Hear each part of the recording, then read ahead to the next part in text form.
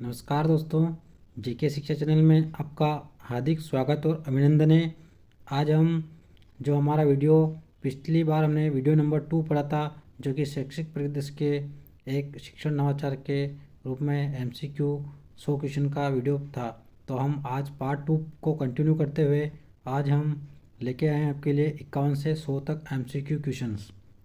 तो चलिए, अगर आप चैनल पे नए हो तो चैनल को अधिक से अधिक सब्सक्राइब करें और शेयर करें इसको ग्रुपों में। और आशा करता हूँ कि जो क्वेश्चंस मैं बता रहा हूँ आपको परीक्षा में ज़रूर मिलेंगे।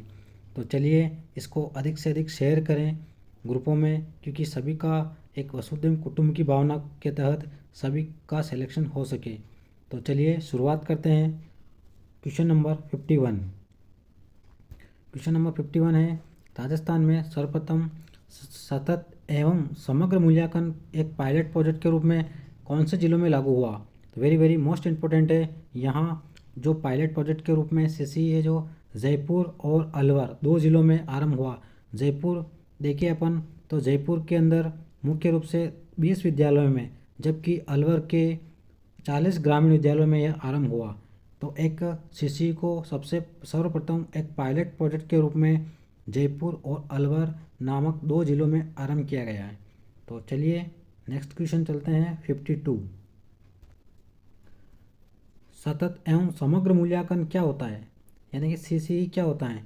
वर्ष के अंत में परीक्षा के माध्यम से किया जाने वाला मूल्यांकन, वर्ष में 3 बार अंतरिम जांचों एवं अंतिम परीक्षा के माध्यम से किया जाने वाला मूल्यांकन, वर्ष में कभी भी शिक्षक की इच्छानुसार किया जाने वाला मूल्यांकन, जबकि अंतिम इसका है परीक्षा अध्यापक शिक्षा प्रणाली की संपूर्ण प्रक्रिया व स्वतंत्र रूप से किया जाने वाला मूल्यांकन। तो इसका क्वेश्चन जो है वह ऑप्शन डी राइट होगा।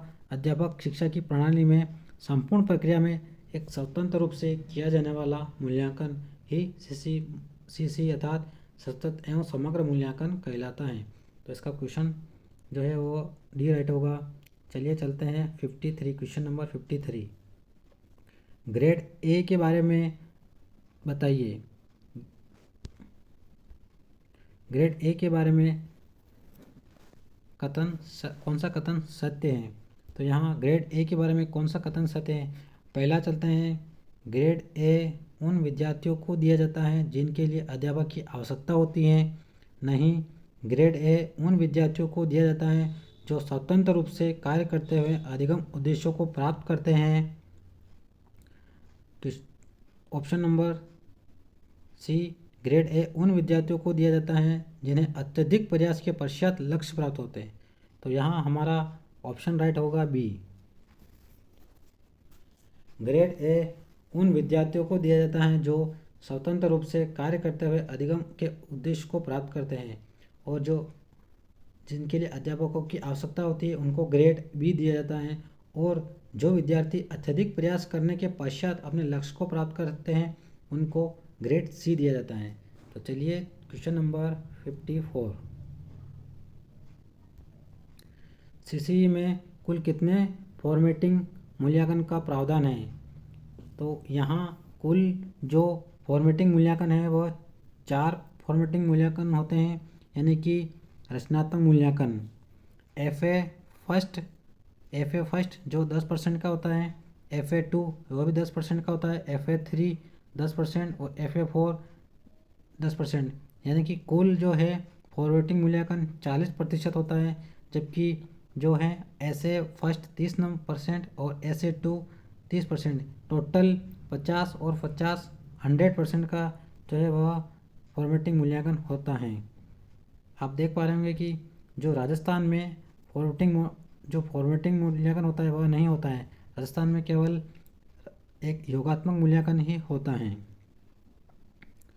चलिए क्वेश्चन नंबर 55, सतत एवं समग्र मूल्यांकन प्रणाली में बी ग्रेड कितने प्रतिशत अंक प्राप्त करने वाले छात्रों को दी जाती हैं, यानी कि अपन को सीसी के तहत बी ग्रेड किसको देंगे, हम स्कूल में हम किन विद्यार्थियों को B2 ग्रेड देंगे, A1 देंगे, A2 देंगे, B1 देंगे, B2 देंगे।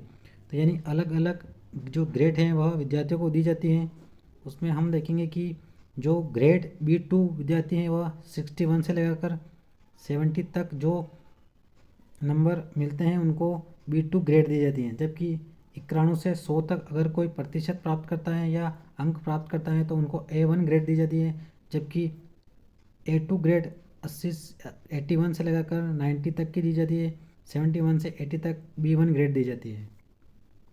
तो इस प्रकार अलग अलग कैटेगरी के अनुसार जो है CC के तहत ग्रेड प्रदान की जाती हैं। Question number 56। आशा करता हूँ कि आपको MCQ क्वेश्चंस आसानी से समझ आ रहे होंगे। दोस्तों, परीक्षाओं के दिनों में हमको क्वेश्चन किस प्रकार के आते हैं ये समझना बेहद ज़रूरी रहता है। तो हमें अधिक से अधिक MCQ क्वेश्चंस को लेकर चलना होता है ताकि हमें समझ में आ जाएगा कि किस प्रकार से क्वेश्चन बनते हैं। तो चलिए, आप प्लीज़ चैनल को अधिक से अधिक शेयर करते रहें और सब्सक्राइब करवाते रहें। चलते हैं क्वेश्चन नंबर 56। कौन सी राष्ट्रीय शिक्षा नीति के तहत CC को लागू करने पर बल दिया गया? यानी कि कौन सी राष्ट्रीय शिक्षा नीति के तहत जो है CC को लागू किया गया? तो यहाँ 3 शिक्षा नीति बताई गई है, 1968, 1986, 2020। तो अभी जो शिक्षा नीति 2020 है वो अभी आई हैं, और 96 जो है वह दूसरी शिक्षा नीति है, और प्रथम शिक्षा नीति है 1968 वाली। तो यहाँ हम देखेंगे कि हमारा जो क्वेश्चन राइट होगा वह होगा B, 1986 की शिक्षा नीति के तहत CC को लागू करने पर बल दिया गया है। दोस्तों, शिक्षा नीति 2020 को आपको अधिक से अधिक जानना है, क्योंकि इससे अभी कई क्वेश्चन बनेंगे शिक्षा नीति 2020 को लेकर। Question number 57। CCE अर्थात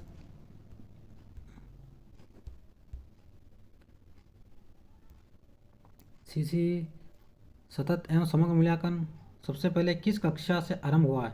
तो CCE को जो है वह कक्षा 9 से आरंभ किया गया है। याद रखिएगा, कक्षा 9 से आरंभ किया गया है। और किस समिति की सिफारिश पर किया गया है? तो गीता बुक्कल समिति 2009 के द्वारा फर्स्ट बार इसे लागू किया गया है। CCE को कक्षा 9 से लागू किया गया है। और अगर अपन राजस्थान की बात करते हैं तो राजस्थान में सतत एवं समग्र मूल्यांकन को कक्षा 5 से आरंभ किया गया है। तो ये डिफरेंस ज़रूर याद रखिएगा। अक्सर हम यहाँ क्वेश्चन में मात खा जाते हैं और क्वेश्चन को गलत कर बैठते हैं। तो ये दोनों आप अच्छी तरह से याद रखिएगा कि कक्षा 9 से CC को लागू किया गया है, लेकिन अगर राजस्थान में पूछे तो राजस्थान में कक्षा 5 में लागू किया गया है। Question number 58। किस समिति ने सतत एवं समग्र मूल्यांकन को अपनाने पर बल दिया है? किस समिति, यहाँ किस समिति की बात हो रही है? तो किस समिति के द्वारा सतत एवं समग्र मूल्यांकन को लागू करने पर बल दिया गया है?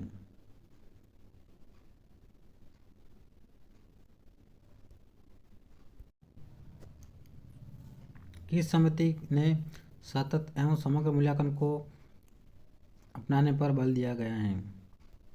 किस समिति की सिफारिश पर CC को अपनाने पर बल दिया गया है? तो यशपाल समिति, मोदालियन समिति, गीता बुक्कल समिति। तो यहाँ क्वेश्चन राइट होगा। पूर्व क्वेश्चन में हमने पढ़ा था गीता बुक्कल समिति द्वारा CC को लागू करने पर बल दिया गया है, और 2009 में इसे लागू किया गया है, और 2009 में 9th क्लास में सबसे पहले लागू किया गया है, और 2010 और अगर 11 की बात करें तो 2010 और 11 में 10th क्लास में इसको लागू किया गया है। ये विशेष आप याद रखिए कि 2009 में 9 क्लास में और 2010 में 10वीं क्लास में इसे लागू किया गया है। Question number 59। राजस्थान में सतत एवं समग्र मूल्यांकन को क्या कहा जाता है? अब हमें ये विशेष याद रखना है कि हमारे राजस्थान जो राज्य हैं उसमें CCE को किस नाम से जाना जाता है। यानी कि CCE को SIQE के नाम से जाना जाता है।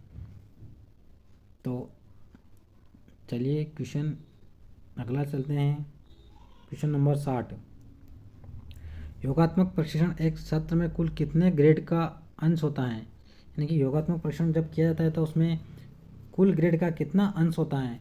तो योगात्मक मूल्यांकन के अंतर्गत 60% कुल 60% का अंश होता है, जबकि रचनात्मक मूल्यांकन में 40% का कुल योगदान होता है। दोनों को मिला देते हैं तो 100% निकल के आते हैं। चलिए क्वेश्चन नंबर 61। राजस्थान में सीसी के अंतर्गत कितने प्रशिक्षण आयोजित किए जाते हैं? सीसी के अंतर्गत यानी राजस्थान में सीसी के अंतर्गत कितने प्रशिक्षण आयोजित किए जाते हैं? तो पिछले हमने पढ़ा था कि राजस्थान के अंतर्गत केवल योगात्मक मूल्यांकन किया जाता है, जो 3 प्रकार से आयोजित होता है। देखिए आप 3 प्रकार से। ऐसे फर्स्ट 45%, कुल पाठ्यक्रम का 45%, ऐसे 2 40% और ऐसे 3 15%, जो कि कक्षा 1 से 5 तक लागू होता है। तो आप इसको याद रखिएगा, बहुत मोस्ट इम्पोर्टेंट क्वेश्चन है। Question number 62। राजस्थान में सीसी के अंतर्गत मूल्यांकन किया जाता है, यानी राजस्थान में सीसी के तहत कौन सा मूल्यांकन किया जाता है? हमने पढ़ चुके हैं कि राजस्थान में सिर्फ योगात्मक मूल्यांकन होता है। योगात्मक मूल्यांकन होता है और ऐसे 1, ऐसे 2 और ऐसे 3। तो इस प्रकार राजस्थान में सिर्फ योगात्मक मूल्यांकन होता है।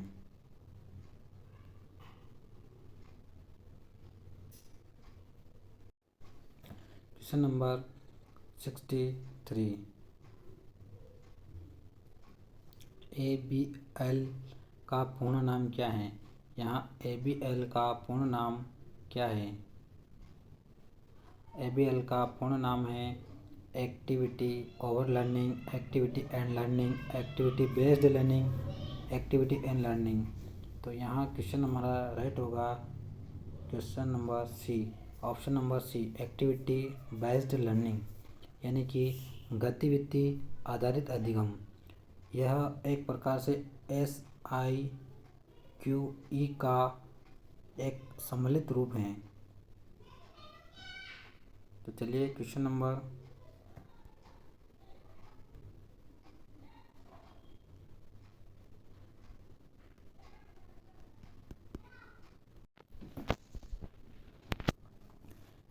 64।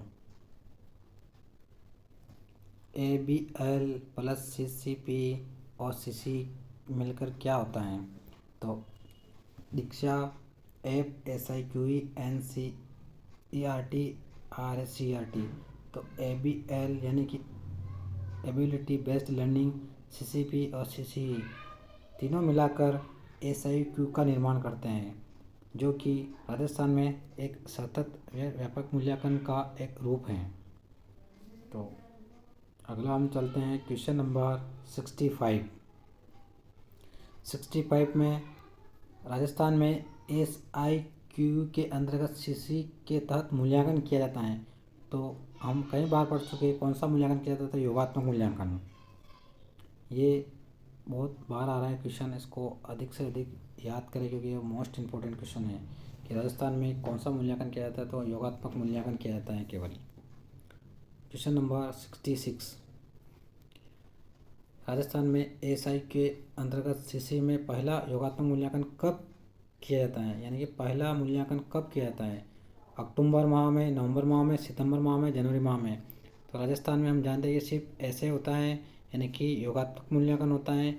और ऐसे फर्स्ट जो है वह सितंबर महीने में किया जाता है, 45% होता है। और ऐसे 2 जनवरी माह में होता है। और ऐसे 3 अप्रैल माह में होता है, 15%। टोटल मिला के 100% होता है। तो आई होप कि आपको समझ में आ रहा होगा। Question number 67। सब बच्चे सीख सकते हैं और सभी शिक्षक पढ़ा सकते हैं। सब बच्चे सीख सकते हैं और सभी शिक्षक पढ़ा सकते हैं, यह मूल मान्यता किसकी है? तो यह मूल मान्यता SIQE की है। SIQE यानी कि CCE की है, जो कि एक प्रमुख उसका आधार वाक्य है। सब बच्चे सीख सकते हैं और सभी शिक्षक पढ़ा सकते हैं। Question number 68। शिक्षा सत्र के आरंभ में बच्चों के शैक्षिक स्तर को जानने के लिए आधार रेखा मूल्यांकन कौन सी कक्षा से आरंभ किया जाता है? यानी आधार मूल्यांकन कौन सी कक्षा से आरंभ किया जाता है? तो कक्षा 2 से आधार रेखा मूल्यांकन किया जाता है। कक्षा 2 से आधार रेखा मूल्यांकन कक्षा 2 से किया जाता है। क्वेश्चन नंबर 69, SIQ के सभी अकादमिक कार्य किए जाते हैं, यानी कि SIQE के सभी एकेडमिक कार्य किसके द्वारा किए जाते हैं? राजस्थान स्कूल शिक्षा परिषद द्वारा, राजस्थान राज्य शैक्षिक अनुसंधान एवं प्रशिक्षण उदयपुर द्वारा, माध्यमिक शिक्षा निर्देशालय द्वारा, आरंभिक शिक्षा निर्देशालय द्वारा। तो यहाँ हम देखेंगे कि बी क्वेश्चन राइट है, राजस्थान राज्य शैक्षिक अनुसंधान एवं प्रशिक्षण द्वारा, RSCERT उदयपुर द्वारा। तो ये याद रखिएगा, एक महत्वपूर्ण उच्च स्तरीय संस्था है जो कि राजस्थान के उदयपुर जिले में स्थित है। क्वेश्चन नंबर 70, CC मूल्यांकन के घटक हैं सतर्कता, व्यापकता एवं व्यापकता दोनों। तो यहाँ राइट होगा अपना सतर्कता एवं व्यापकता दोनों। क्वेश्चन नंबर 71, गतिविधि आधारित, देखो यहाँ गतिविधि आधारित शिक्षण के लिए ABL कक्षा कक्ष का निर्माण किया जाता है, जो कक्षा 1 व 2 के लिए, कक्षा 3 व 4 के लिए, कक्षा 1 से 5 तक के लिए। तो यहाँ गति आधारित जो शिक्षण अधिगम होता है वह उसमें ABL के तहत कक्षा कक्ष 1 से लगाकर 2 तक की कक्षाओं के लिए ABL कक्ष का निर्माण किया जाता है, यानी कि एबिलिटी बेस्ड लर्निंग, यानी गति आधारित लर्निंग। जबकि कक्षा 1 से 5 तक के लिए लहर कक्ष का जो है वह निर्माण किया जाता है, लहर कक्ष का। क्वेश्चन नंबर 72, SIQ के अंतर्गत गतिविधि आधारित शिक्षण, यानी गतिविधि आधारित शिक्षण के लिए कक्षा 1 से 5 तक के लिए किस कक्ष का निर्माण किया जाता है? तो यहाँ पिछली कक्षा में हमने ABL कक्ष जो कि कक्षा 1 से 2 तक के लिए है, तो वही लहर कक्ष जो है वो कक्षा 1 से 5 तक के लिए। तो यहाँ क्वेश्चन हमारा राइट हो जाएगा C दोनों। C लहर कक्ष के लिए, यहाँ लहर कक्ष के लिए कक्षा 1 से 5 तक के लिए कक्षा कक्ष का निर्माण होता है, वो लहर कक्ष का निर्माण होता है। जबकि ABL जो है कक्षा 1 से 2 तक के लिए किया जाता है। ये क्वेश्चन बन सकता है, आप इसके बहुत ही मोस्ट इम्पोर्टेंट क्वेश्चन है। क्वेश्चन नंबर 73, SIQ का संचालन कितने स्तरों में होता है? यानी कि राजस्थान में SIQE का संचालन कितने स्तरों पर होता है? तो इसका संचालन 2 स्तरों पर होता है, एक तो राज्य स्तर पर होता है और एक जिला स्तर पर होता है। तो क्वेश्चन नंबर ए राइट हो जाएगा हमारा, 2 स्तरों पर होता है, राज्य स्तर पर और जिला स्तर पर। क्वेश्चन नंबर 74, राजस्थान में किन 2 जिलों में IASE संस्थान अर्थात उच्च अध्ययन शिक्षा संस्थान स्थित हैं? तो राजस्थान में सिर्फ 2 स्थानों पर IASE संस्थान उच्च अध्ययन शिक्षा संस्थान स्थित है और वह जिले हैं अजमेर और बीकानेर। दोनों में IASE संस्थान स्थित हैं। क्वेश्चन नंबर 75, IASE का विस्तारित नाम क्या है?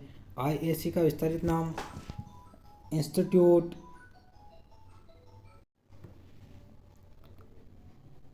IASE का विस्तारित नाम क्या है? तो institute of advance studies in educational,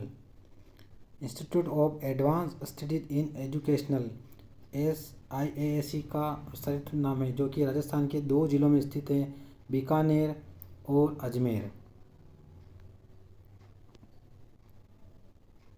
चलिए क्वेश्चन नंबर 76, IASE का क्या कार्य है?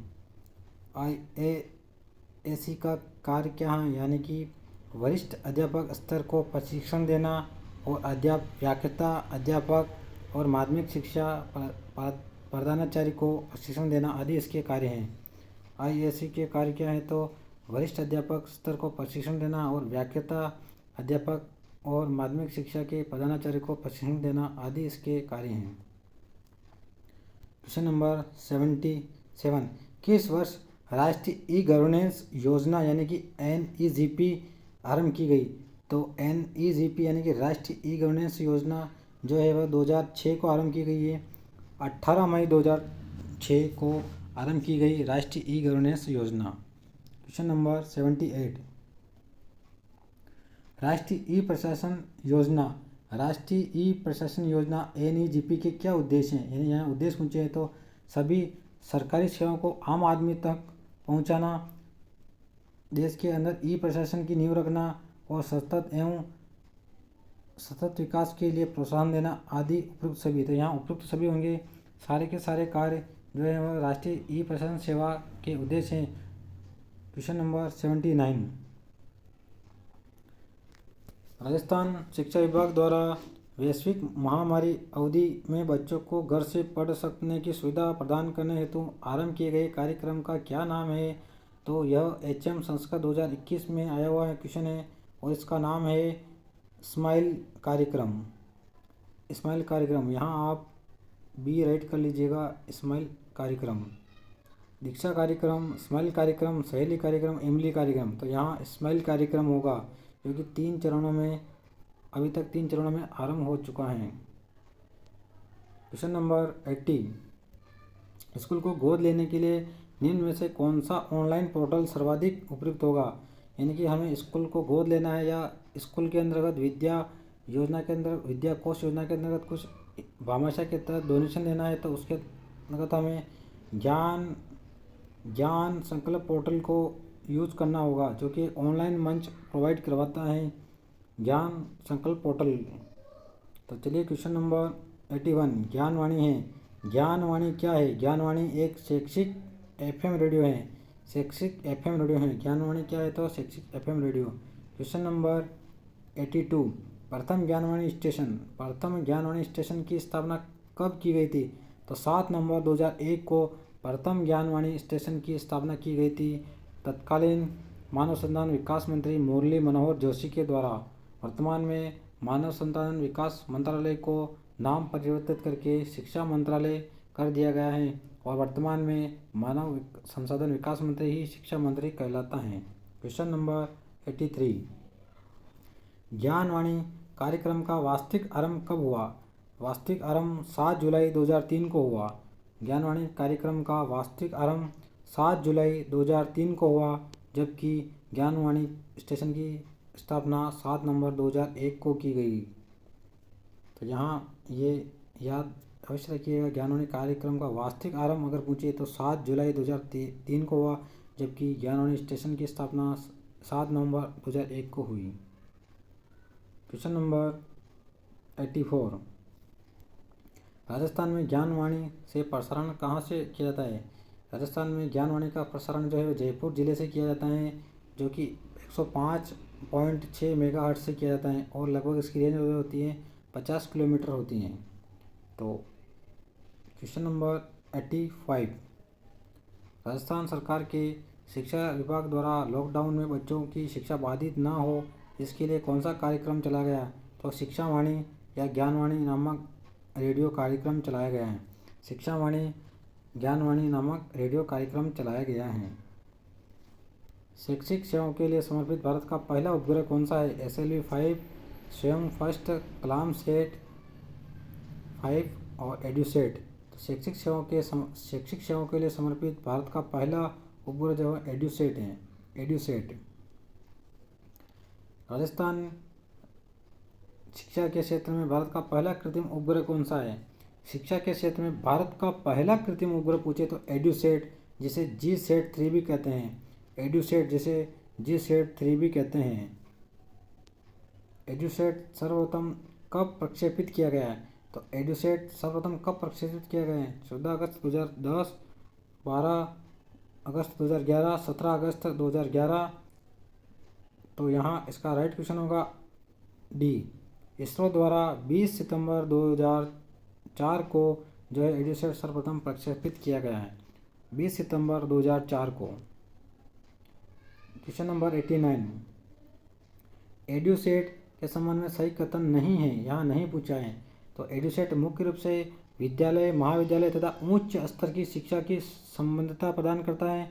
एड्यूसेट का कार्य औपचारिक शिक्षा तथा विकासात्मक संप्रेक्षण में को सहायता प्रदान करता है। एड्यूसेट भारतीय उपग्रह है जो विविध रूप से शिक्षा की सेवा हेतु हैं। एडुसेट शहरी क्षेत्र केंद्रित व्यवस्था है। तो इसका जो क्वेश्चन राइट होगा वो होगा एडुसेट शहरी क्षेत्र केंद्रित व्यवस्था। यह एडुसेट शहरी केंद्रित व्यवस्था नहीं है।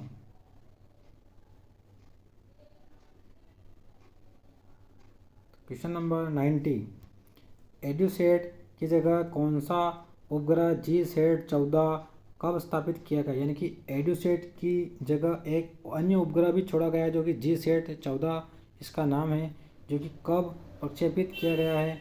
तो वह किया गया था 5 जनवरी 2014 को। 5 जनवरी 2014 को GSAT-14 प्रस्तावित किया गया एडुसेट की जगह। क्वेश्चन नंबर 91, किस वर्ष DD ज्ञान दर्शन आरंभ किया गया है? किस वर्ष DD ज्ञान दर्शन को आरंभ किया गया? तो 1996 को जो है वह DD ज्ञान दर्शन आरंभ किया गया है। 92, क्वेश्चन नंबर 92, राजस्थान में शिक्षा एवं अध्यापक शिक्षा के योजना निर्माण एवं क्रियान्वयन मूल्यांकन के लिए सर्वोच्च शैक्षिक संगठन कौन सा है? तो यहाँ RACERT उदयपुर है, जो कि राजस्थान में विद्यालय एवं अध्यापक शिक्षा के योजना निर्माण करता है और उसके क्रियान्वयन एवं मूल्यांकन के लिए एक सर्वोच्च शैक्षिक संगठन है। इसकी स्थापना 11 नवंबर 1978 को हुई थी RC मल्होत्रा समिति की सिफारिश पर। मल्होत्रा